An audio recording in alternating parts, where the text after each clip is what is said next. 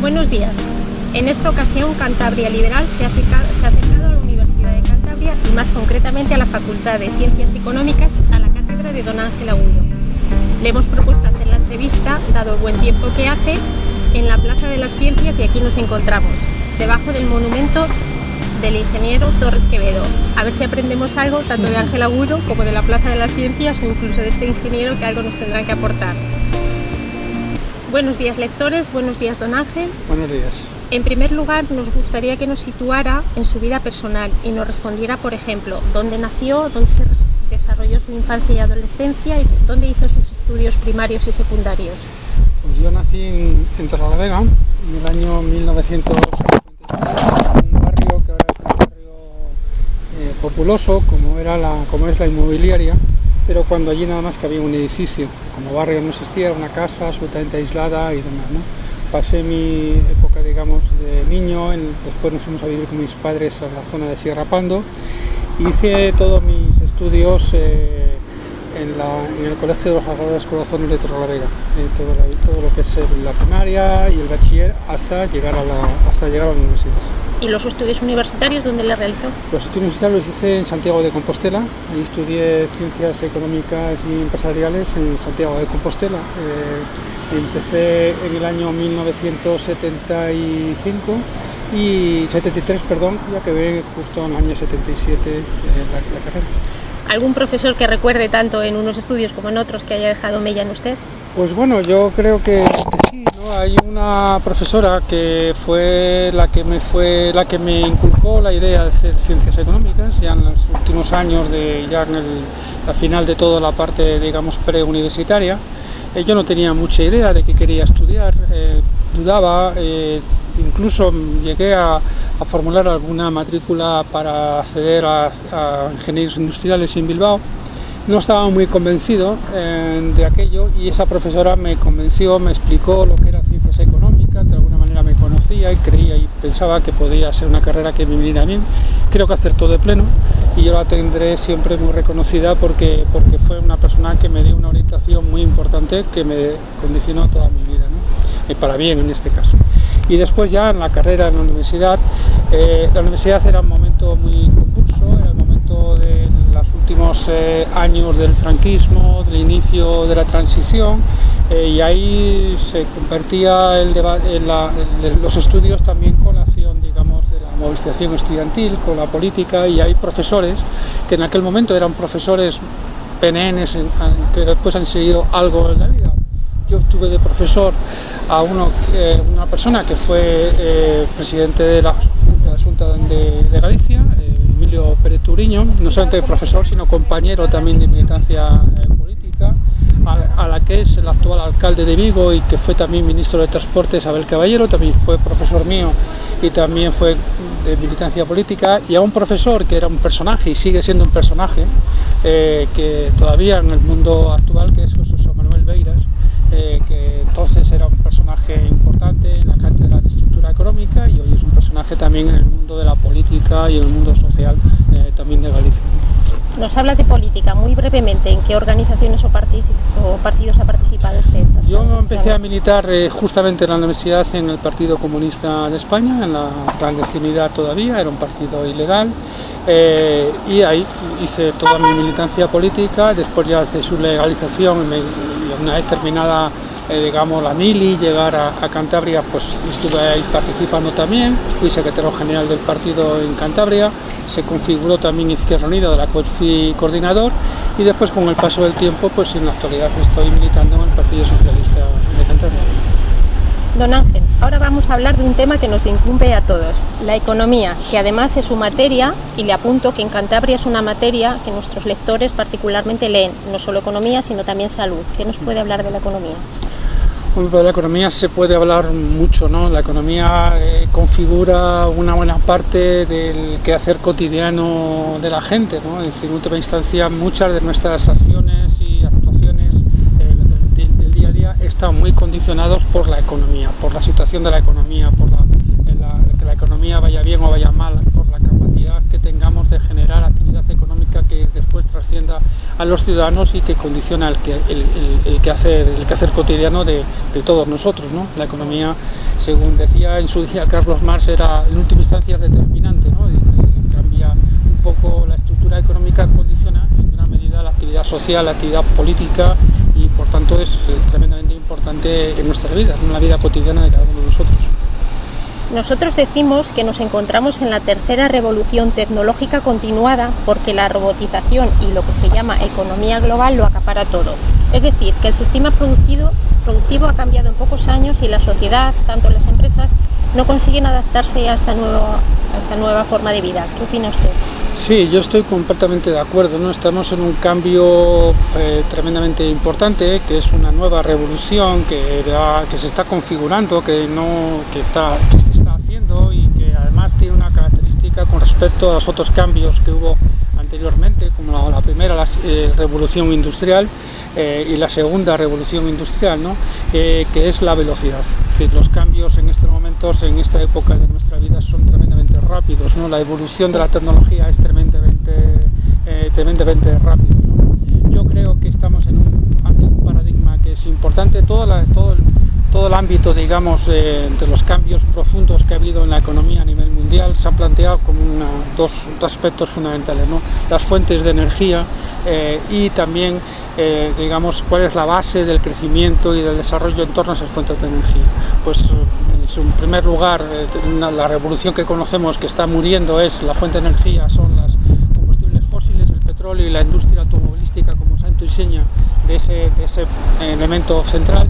Ahora estamos hablando de la tecnología, de lo que significa la tecnología como elemento de futuro de energía, las energías renovables fundamentalmente, y la base del crecimiento tendrá que ser la tecnología acompañada del conocimiento o el conocimiento que transforma la tecnología y que se debe traducir evidentemente en cambios sociales de una enorme trascendencia, como estamos viendo ya, y todavía en muchos casos solamente son incipientes, ¿no? Vamos a hablar ahora del Brexit, la salida del Reino Unido de la Comunidad Económica Europea, que nunca estuvo de forma integral, pero que sí que mandaban. Las consecuencias de esa salida se están viendo o se van a diluir en la negociación a 2 años para la salida del Reino Unido. Nuestra pregunta es, ¿cuáles van a ser las consecuencias a nivel europeo y las referidas a las empresas bandera que están situadas, como puede ser Banco Santander, Telefónica, etcétera? ¿Qué prevé que puede ocurrir? Va a depender mucho precisamente de la negociación, ¿no? De cuál sea el marco de la negociación, de en esos 2 años de margen que hay, cuáles son los acuerdos que se pueden plantear, ¿no? Y yo creo que ahí me da la sensación, ¿no?, que después del impacto tan grande que tuvo en la opinión pública, en las instituciones y en la economía, que ha sido brutal porque ha sido un desastre, las consecuencias, la decisión que tomaron los británicos, lo que espero y creo es que la negociación amortigüe los efectos que posiblemente negativos se pudieran dar como consecuencia del Brexit. Por tanto, las consecuencias van a estar muy condicionadas por el contenido de la negociación, desde el punto de vista de los ritmos y desde el punto de vista de lo que se puede conseguir. Hombre, yo creo que también el Brexit puede tener un efecto positivo, porque siempre a veces de las crisis se puede salir bien o se puede salir mal. Yo creo que el efecto positivo que puede ser, si los dignatarios políticos lo hacen, es que la consecuencia sea que la Unión Europea se fortalezca, que la Unión Europea avance mucho más, tanto desde el punto de vista económico como desde el punto de vista institucional, como desde el punto de vista de las políticas. Es decir, que haya más Europa y mejor Europa, que yo creo que es lo fundamental. Es decir, ir hacia atrás, desmantelando la unión política, la unión o haciendo retroceder la unión política, creo que sería un elemento perverso para lo que está pasando. Que quizás sea la intención última que estaban detrás de los que pedían el no en el Reino Unido, pero creo que Europa tiene que fortalecerse institucionalmente, políticamente, fiscalmente y económicamente, ¿no? Seguramente iremos a una Europa de varias velocidades, sobre todo de 2 velocidades, los que estamos en la Unión y los que están fuera de la Unión, los que están en el euro y los que están fuera del euro, pero yo creo que eso puede ser un camino que debería ser, digamos, de mayor impulso en este momento, ¿no? Por tanto, el Brexit puede tener unas consecuencias más o menos graves en función de la negociación, y además el Brexit puede provocar, y debería de provocar desde mi punto de vista, un fortalecimiento de Europa precisamente para evitar que lo que está en el fondo del Brexit, que es el populismo, la demagogia, la falta de atención de la política, etcétera, pues se fortalezca no solamente en el Reino Unido, sino en el resto de los países de Europa. Nosotros preguntábamos también, a consecuencia de lo que dice, queríamos hacer la siguiente pregunta. Todos los economistas, cuando examinan la economía europea, miran siempre como referencia a la de Estados Unidos. Mismo sistema, pero dos formas de aplicación diferente. Y le preguntamos en consecuencia a don Ángel, ¿qué prefiere, Merkel, Obama o una tercera vía? O bien, dicho de otra manera, Reserva Federal o Banco Central Europeo. Yo creo que tendría que ser un Banco Central Europeo con las competencias de la Reserva Federal.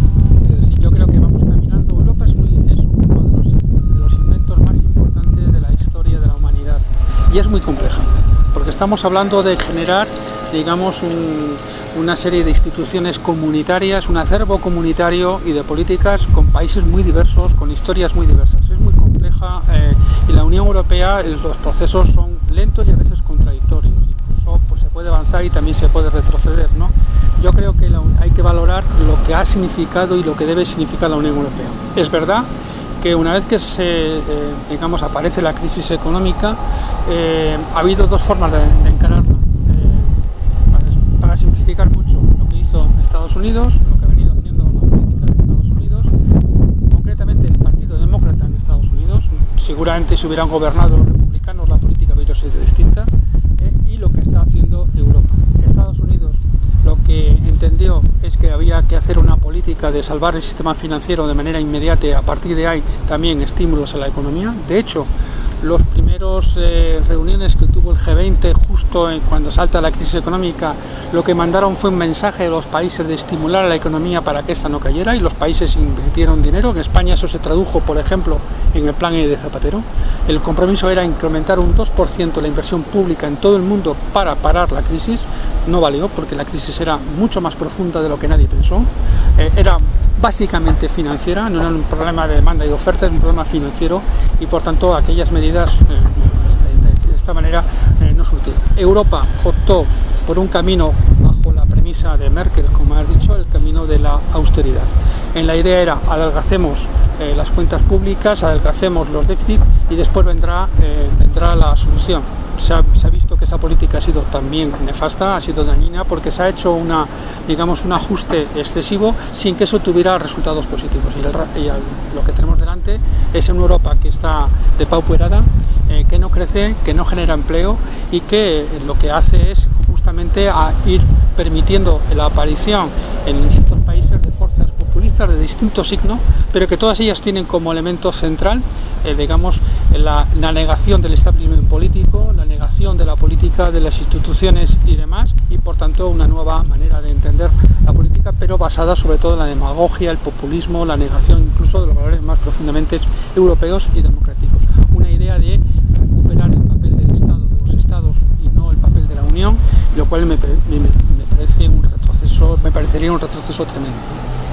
Siguiendo con este tema, ¿en qué situación se encuentra esta economía americana a grandes rasgos en relación con la europea y el famoso paro? Hablamos del paro, verdadera lacra en nuestro país.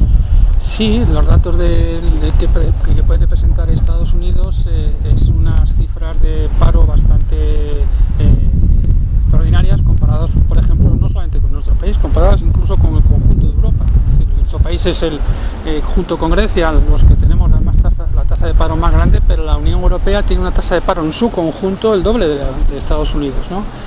Pero no todo solo lo que reduce tampoco en Estados Unidos, es decir, el paro ha caído, la situación está mucho mejor, pero también sigue habiendo enormes problemas de desigualdad en Estados Unidos.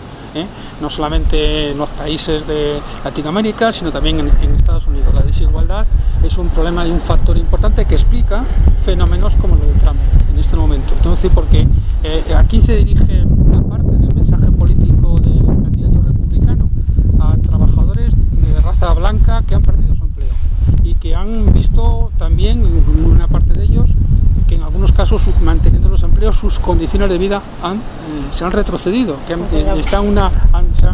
ido para atrás. Es decir, ¿por qué? Porque la brecha de desigualdad, incluso en una política como la de Obama, incluso una política como la que estamos diciendo, también se ha acrecentado. en Europa eso también ha pasado, es decir, en Europa no ha habido el crecimiento, no se ha amortiguado o no se ha parado, no se ha caído el paro, no se ha reducido el paro tanto como en Estados Unidos, ni muchísimo menos, y también ahí la brecha de la desigualdad enorme. Y además encima con un problema añadido en estos momentos que Europa tiene que abordar, que es todo el tema migratorio como consecuencia de las guerras fundamentalmente en Siria, pero no solamente en Siria, sino todo lo que supone el continente africano con la mirada hacia Europa como el destino dorado hacia el cual quieren decir millones de personas que no tienen una vida digna en su país.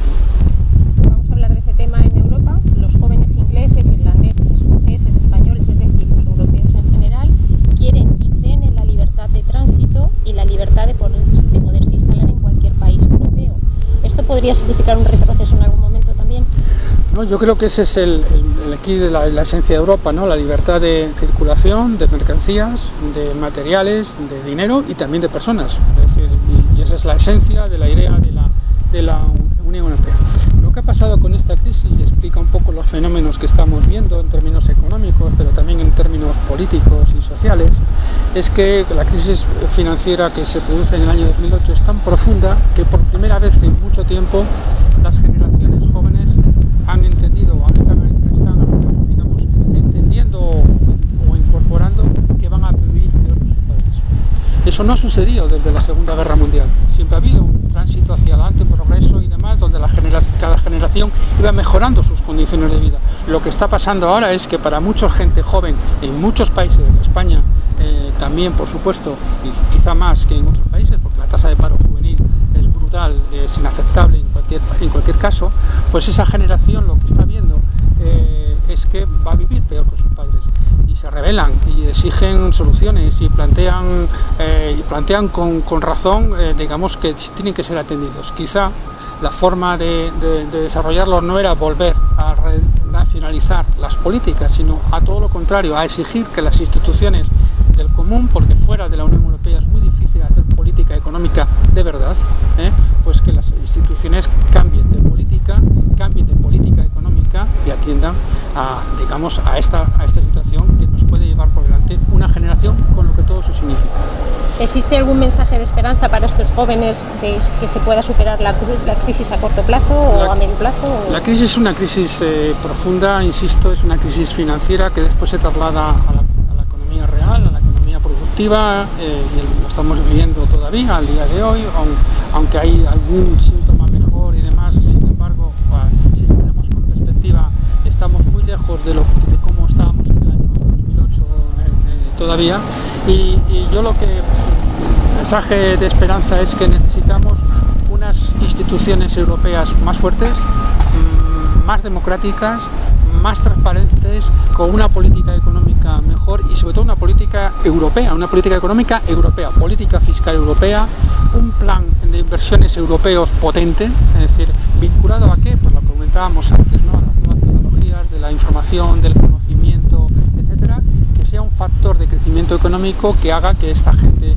joven tenga una expectativa de empleo y de mejor empleo, cosa que no tiene ahora, pero se necesita más Europa, mejor Europa, una Europa más democrática, una política común europea en términos de políticas de acción y de inversión, pero también en términos fiscales también para conseguir que esto sea así. Lo que no puede ser es que haya estos desequilibrios en Europa y demás. Se dice mucho los países del norte y los países del sur haciendo un mensaje como que los países del sur fuéramos una especie de diletantes y demás, ¿no? Si a nosotros nuestra deuda pública y nuestra deuda privada nos la han financiado los alemanes. ¿Y por qué nos financiaron los alemanes? Cuando les estaban financiando y que lo estaban haciendo ganaban su dinero. Y nos han financiado los alemanes, los nórdicos, etcétera. Quien ha regado dinero, todo lo que se ha hecho en los países del sur y que ahora sufrimos a veces las consecuencias de aquella excesiva liquidez y demás, son los países nórdicos. Por tanto, son ellos tan responsables como podemos ser nosotros de la situación económica que estamos viviendo. Y para ir terminando esta primera conversación con usted, don Ángel, ahora vamos a ser un poco localistas porque queremos que esta sea una primera entrevista de varias que usted nos conceda. Y le preguntamos, don Ángel, ¿Cantabria está mal? ¿Alguna solución? Cantabria está mal como está mal el conjunto de España, con algún matiz, ¿no? Porque las regiones tienen sus peculiaridades, ¿no? poco diferentes que hace que pues las crisis tengan consecuencias un poco diferentes. Por ejemplo, una característica que tiene Cantabria es, en términos relativos, comparado con el conjunto del país, el peso relativo mejor de la industria, o mayor peso relativo de la industria que lo que hay en el conjunto del país. ¿Qué está pasando? Que precisamente la industria en estos momentos en Cantabria no está tirando de la economía. ¿Por qué? Básicamente por un elemento fundamental. Una parte muy importante de nuestro base industrial son sectores productivos maduros, que tienen problemas, digamos, de mercados y que tienen problemas de tecnología, etcétera. Hay que incorporar a la actividad industrial, en sentido muy amplio del término, el concepto de industria, pues nuevos procesos, nuevas tecnologías, nuevos productos, nuevos mercados, es decir, lo que se llama la inversión en I+D+I. Y eso no se cambia de la noche a la mañana, tiene que ser una política sostenida a lo largo del tiempo. Cantabria viene de muy atrás en esas políticas. Cantabria durante mucho tiempo, hasta el año 2005 aproximadamente, estaba a la cola de España, en los últimos lugares de España, en la inversión tanto pública como privada en investigación, desarrollo e innovación, y su traslado eso al sistema productivo.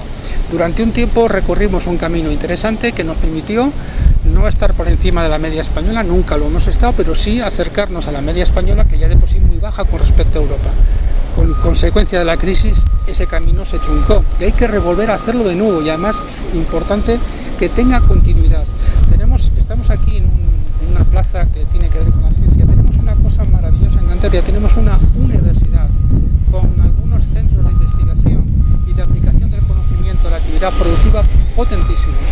De ahí, y no solamente de ahí, pero de ahí tendremos que trabajar para convertir el conocimiento en actividad productiva, y que eso lo aprovechen las empresas o se creen empresas en base a eso de una mayor intensidad. Yo creo que esa es una apuesta estratégica que tiene que ser absolutamente decidida y sobre todo mantenida en el tiempo, porque si se quiebra, evidentemente no se podrá, no tendrá continuidad. Ese proceso nos va a llevar a que haya un crecimiento más sostenido, quizá no tan grande, con un empleo de mejor calidad. ¿Qué está pasando? Que evidentemente, por fortuna, el sector servicio, básicamente el turismo, la hostelería, en los últimos meses, años, está tirando, y eso está aguantando un poco dentro de lo que hay la economía, pero estamos hablando de un sector que, por sus características, el tipo de empleo que crea es un empleo no excelente, con unas condiciones en términos salariales o laborales evidentemente pues precarias en muchos casos, muy temporal, es decir, muy fijada, con una excesiva temporalidad y con poca productividad que se traslada al conjunto productivo de Cantabria. Cantabria tiene una productividad por trabajador, por hora trabajada, como se quiera ver, baja con respecto a España, por eso que estoy diciendo, con lo cual recuperar eso me parece un elemento central. De esto queríamos preguntarle, hemos leído su diagnóstico en el artículo que hemos publicado en Cantabria Liberal, que es de título Apuntes sobre la economía de Cantabria, y nos preguntamos qué tiene que hacer Cantabria, sus actuales gobernantes, para sacar a nuestra comunidad del ostracismo y victimismo inveterado que padece. Los gobiernos del PP y del PSOE alternativamente se suceden en Cantabria, pero está atascada la situación. Cantabria, vamos a ver, primero, el margen de actuación de una institución regional o local es pequeño, porque estamos en una economía global y por tanto la escala donde deberíamos de trabajar como elemento central es como mínimo Europa. Ahora bien, dentro de ese margen hay cosas que se pueden hacer y que se deben hacer. Desgraciadamente, la política presupuestaria, lo que es el presupuesto público, tal y como están en este momento las cosas, no nos va a dar mucho margen para que desde el ámbito público, por ejemplo, crezca la inversión pública, que es la antesala del crecimiento y del crecimiento del empleo. ¿Por qué? Porque las cuentas públicas tienen un problema, y es que como consecuencia de la crisis ha habido una caída de los ingresos, que aunque se están recuperando no lo hacen con la intensidad que deberían hacerlo. Se anuncia como consecuencia de que España ha incumplido el déficit que se comprometió con la Unión Europea, nuevos ajustes, nuevos recortes para el año actual, 2016, 2017 y 2018. Eso nos lleva a que no va a haber desde el ámbito del presupuesto público una capacidad de ser un motor más potente o acorde con lo que necesita ahora mismo la economía regional. Eso es un problema. Dos, pero tenemos instrumentos. Yo en el artículo, y lo comento ahora, lo explicaba. Tenemos una empresa pública que se llama Sodercan, que es la Sociedad de Desarrollo Regional. El margen de actuación tampoco es que sea muy grande, pero sí tiene una cosa que puede hacer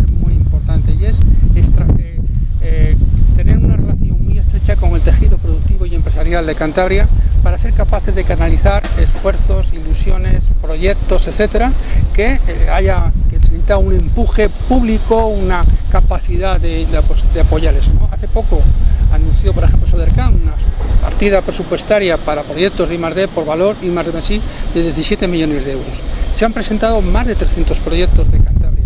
Eso supone movilizar más de 100 millones de euros de inversión público y privada. Ese es el camino. Ese es un camino con 17 millones de euros bien empleados en proyectos importantes de investigación y demás. Se puede hacer un camino. ¿Deberían ser más? Por supuesto que deberían ser más, porque creo que es necesario, ¿no? Y después tiene un instrumento que ahora mismo, tal y como está, no está cumpliendo el papel que le estaba mandatado, que es el Instituto de Finanzas de Cantabria.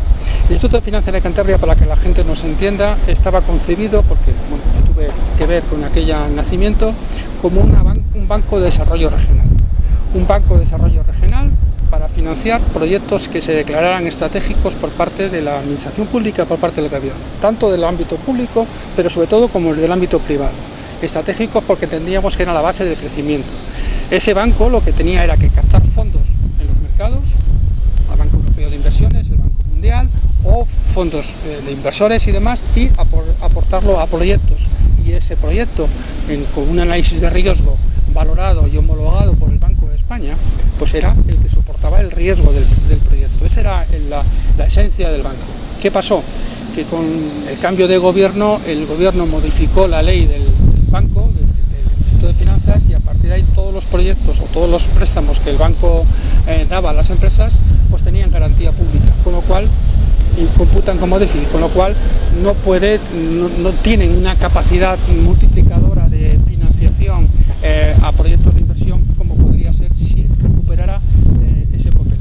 Habría que transformar de nuevo el banco, habría que trabajar con el Banco de España y con el Banco Central Europeo para llevar la modificación de ese banco, tener valorados y homologados los análisis de riesgos por estas dos instituciones, que es la garantía de que esas inversiones no computan como déficit público y por tanto nos abren los mercados, porque el banco no tiene fondos de los recursos públicos, sino de los mercados.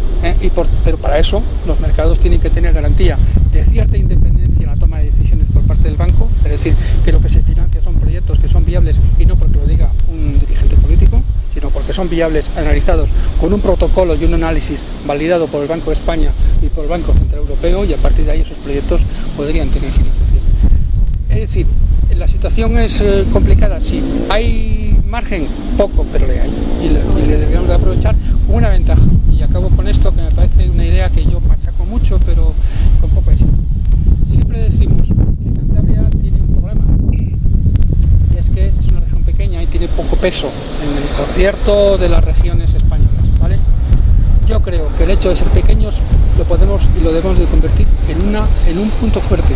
¿Por qué? Porque lo pequeño nos permite la inmediatez, la cercanía, el tener contacto y conocimiento de proyectos, de personas, de contactos, etcétera, que rápidamente se pueden tomar decisiones y que por tanto nos permite ser ágiles, conocer mejor las cosas, conocer con más intensidad las cosas, ser más atractivos en ese territorio, hacer de lo pequeño un factor determinante mejor para el conjunto de la región frente a otras regiones que, siendo más grandes, teniendo más dinero o teniendo más peso en el escenario político español, sin embargo, al final son maquinarias más pesadas, son maquinarias más lentas, más burocráticas. Nosotros tenemos que hacer de la inmediatez, de la cercanía, de lo pequeño, nuestra ventaja competitiva. Muy bien, muchas gracias, don Ángel.